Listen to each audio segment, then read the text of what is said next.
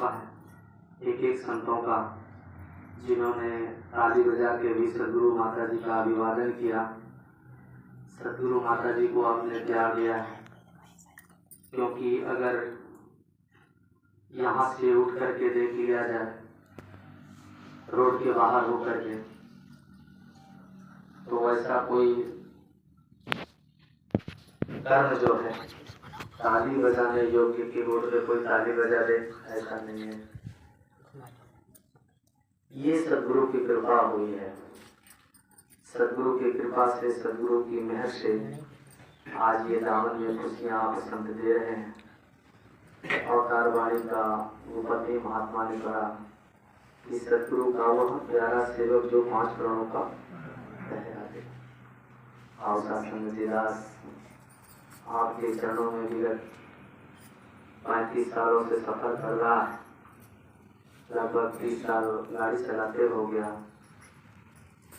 बहुत जिंदगी के उतार चढ़ाव, प्रैक्टिकली अनुभव जो कि आपने अपने परिवार में भी लिया होगा, कहीं न कहीं महसूस हुआ होगा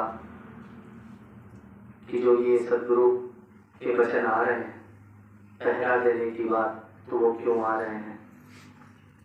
क्योंकि सदगुरु त्रिकालदर्शी होता है। सदगुरु जो है वो त्रिकालदर्शी होता है। सदगुरु भूत भविष्य वर्तमान तीनों को जान रहा होता है, और इसकी कृपा भी 3 काल सत्य होती है। ऐसा नहीं कि जो कृपा कल हुई वो आज नहीं है और कल नहीं होगी, निरंतर बढ़ती ही जाती है। शर्त सिर्फ इतना है कि मिटा दे अपनी हस्ती को अगर कोई मर्तबा चाहे, दाना खाक में मिलकर गुले गुलजार होता है।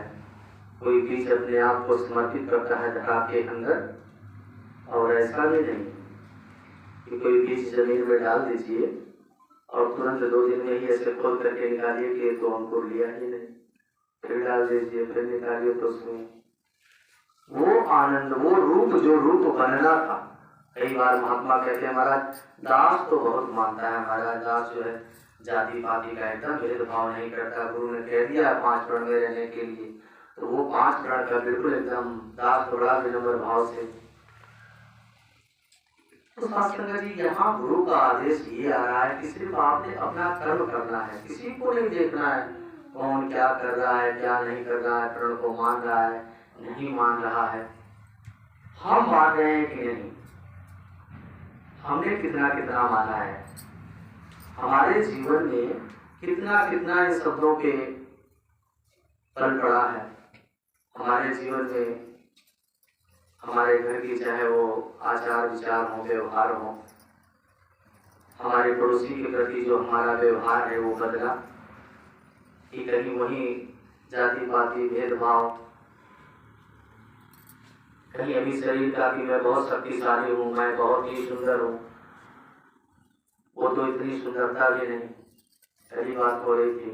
लेकिन जहाँ वो सीरत की बात होती है वहाँ सूरत भी पीछे छूट जाती है, इसलिए कि सीरत की बात होने लगी। वो तो बहुत गुणवान है, बहुत चरित्रवान है, सूरत भी पीछे छूट जाती है, लाखों को पीछे छोड़ देती है, क्योंकि वो चरित्र से जोड़ा जा रहा है, कैरेक्टर से। कहते हैं महात्मा कि शरीर गया तो धन गया, समझो कुछ नहीं गया, शरीर गया थोड़ा गया, चरित्र गया।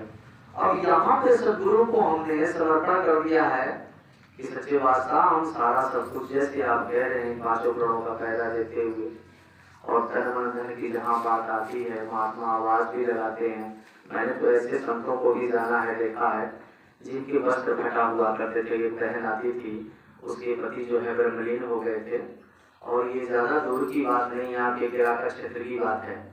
और आज के 25 साल पहले वो बहन आती थी, जैसे पांडे जी का दरवाजा मुखी प्रमुख दोनों इंचार्ज खोलते थे, और महात्मा वो बहन मेरे सीट की तरफ से, ड्राइविंग सीट की तरफ से आती थी, और वो एकदम विलखती हुई आंखों से कि भैया कृपा करवाओ, आशीर्वाद दे लो, इन बच्चियों की शादी कैसे होगी, 3 बेटियां हैं, पति है नहीं। आओ सत्संग जी, दास एक ही बात बोलता, तो आप समर्पित हो जाओ सत्संग को। ये सत्संग जो है ना, ये सदगुरु के सर की ताज है, ये माँ है, और माँ अपने बच्चे को कभी भूखा नहीं रहने देती, हर तरीके से हर मर्यादा का पालन करते हुए वो निकाल करके लेकर जाती है। और सत्संग जो 5 रुपये की रसीद कटवाती थी वो बहन उस समय, और आज के डेट में दास स्पष्ट कर दे कि वो जो साड़ी पहन के चलती है बहन, वो लगता है कि जैसे कोई राजकुमारी की तरह, क्योंकि वो समर्पित होकर के तन धन से सेवा की सत्संग की, और सत्संग से ही आप संतों की निगाह पड़ गई। आप जैसे ब्रह्मज्ञानी जो 5 पढ़ते थे पहरा दे रहे हैं, जो जाति पाति से ऊपर मजहब से ऊपर जीवन जी रहे हैं, जो विश्व बंधुत्व बढ़कर उससे एकत्व को मान रहे हैं, जो सबसे प्यार करना जानते हैं। जैसे कि हमारे हुजूर शेर बोल रहे थे, तो वो ख्यालात हुजूर के आ रहे थे, सच्चे बादशाह गरीब नवाज बाबा हरदेव सिंह जी महाराज फरमाते थे कि दीदार के तलब के तरीकों से देखकर मांगना है तो पहले निगाह मांग ले। अगर कोई दरबार तक आ ही गया है और कुछ मांगना चाहता है तो वो निगाह मांग, जिससे इसकी प्राप्ति हो जाए, इसको तू जान सके, इसको देख सके, इससे बातें कर सके। शास्त्र जब तक कोई लड़की कुंवारी है और अपने पति को देखी ही नहीं है, उसको कह दीजिए ध्यान करे, वो क्या ध्यान करेगी। लेकिन जिसकी शादी हो गई है, जो अपने पति के साथ है, उसको ध्यान करने की जरूरत है। जैसे ही आप नाम लेंगे वो एकदम उसके जितने भी गुण होते हैं वो सारे के सारे पति के, और अगर वो शक्ति है तो वो सारी शक्ति भी कितने नाज उसके। और सत्संग जी, तो हमको तो ऐसा पारब्रह्म परमात्मा, ऐसा सदगुरु मिला है जिसकी कृपा से पूरी सृष्टि संचालित हो रही है, तो हमें भी नाज होना चाहिए, हमें ये यकीना, हमें ये विश्वास होना चाहिए कि कोई कार्य रुकने वाला है नहीं। कहते हैं ना कि परमात्मा के घर देर है लेकिन अंधेर नहीं है। उस बहन के जीवन में भी अंधेर नहीं हुआ। प्रैक्टिकली बात बता रहा है। और वो बहन आज के डेट में आप संत महात्मा जाते हैं, कैसे कैसे तन मन धन से सेवाएं करती है, कितना आगे बढ़ करके लंगर करवाती है। हमने पूछा बहन ये कैसे सारा सब कुछ हो गया, क्योंकि दास जब गया और बहन कह रही है कि भैया घर जा रहे हो, बच्चों को प्रसाद लेकर के जाना। इतने चाह करके जब वो बहन मिली, भैया पहचान नहीं रहे हो। मैंने कहा पहचान तो मैं रहा हूँ, लेकिन ये कायाकल्प हुआ कैसे। तो वो कह रही भैया जो आपने कहा था ना, मैंने सत्संग की सुबह ही आकर के सभी महापुरुषों से प्यार करना, सबका सत्कार करना, इन बच्चियों को भी उन्हीं गुणों से दासी ने पाला। ये बच्चियां आपके संगत में राज करती हैं, बड़ा ही प्यार दिया संगत माँ ने। ये मुखी महात्मा, इंचार्ज महात्मा ने एक डॉक्टर लड़का है, उसी से बड़ी वाली बेटी की शादी करवा दी। वो तो दामाद नहीं, मुझे बेटा मिल गया है। और वो जो है छोटी वाली को जो है उसने इंजीनियरिंग कराई, इंजीनियरिंग करा करके उसको भी, उसकी भी शादी हो गई। भैया बस ये तीसरी वाली है और अब कोई कमी नहीं है। सत्संग जी कहने का भाव कि वास्तव में जो बीज हम डालते हैं सतगुरु के भी धर्म की, जो बीजे सो खाए। महात्मा अनाउंस कर रहे थे, सेवा जिसको मिल जाए ना बहुत भाग्यशाली है, बहुत भाग्यशाली है। सतगुरु जब अतिशय प्रसन्न होता है तब जाकर के किसी को सेवा देता है। भगवान राम से महात्मा ने पूछा कि प्रभु आपको कैसे सेवक कहें, सोई सेवक सोई प्रीतम मोहि मम अनुशासन मानव जी। कह रहे कि जो अनुशासन में सेवा करता है, जैसे कि यहाँ नम्रता की बात आई कि जिस पेड़ में फल लग जाते हैं उस फल में झुकाव आ जाता है, वो फल झुक जाता है, वो डाली झुक जाती है। और जो अकड़ करके चलते हैं तो सत्संग जी वो भी पता लगता है। तो सत्संग जी जिसके अंदर ये गुण होते हैं ना, वो मस्त हो जाता है, एकदम इसकी मस्ती में रहता है। नाम तुम्हारी नानका चढ़ी रहे दिन रात, इसकी मस्ती होती है, गुरु की मस्ती होती है, परमात्मा की मस्ती होती है। क्योंकि गुरु और परमात्मा दो नहीं होते, एक ही होते हैं।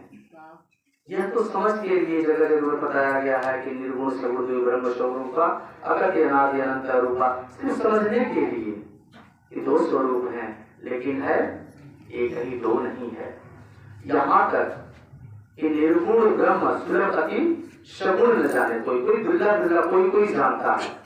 कौन? जो ऐसी भक्ति करता है जैसी भक्ति उस बहन ने किया, जैसी भक्ति मीरा ने किया। आपको पता है कि मीरा कितनी भगवान के प्रेम में, भगवान कृष्ण के प्रेम में कैसे कैसे वो जो है कि गंगा स्नान करके लौटना और रविदास जी से मिलना और फिर ये कहना कि गंगा स्नान तो मैंने कर लिया है, वो मेरी जूती निकल गई है, आप जल्दी जल्दी कर दो, इसको जल्दी जोड़ दो, क्योंकि मैं परमात्मा के दर्शन करने के लिए जा रहा हूँ, कन्हैया के दर्शन के लिए जा रही हूँ, जितना जल्दी हो सके कर दो। तो रविदास जी कहते हैं कि मीरा इतनी जल्दी क्यों है?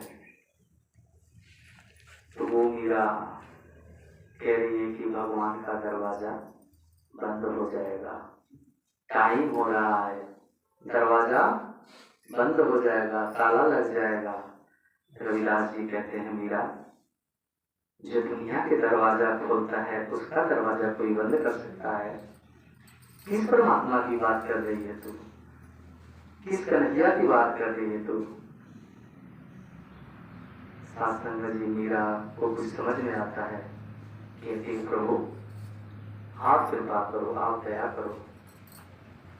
आओ सासंग जी, जो मीरा कहती थी कि लकड़ी जल कोयला भई, कोयला जल भई राख, मैं अभागन ऐसी जली, ना कोयला भई ना राख।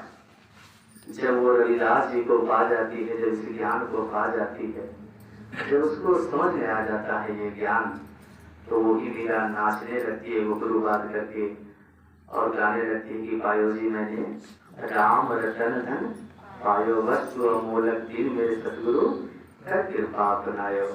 आओ सासंग जी, जिसकी भी जिंदगी में ऐसा सुख, ऐसा आनंद गुरु की कृपा से समझ में आने लगता है, नम्रता आने लगती है, उसके जीवन का काया कल्प हो जाता है।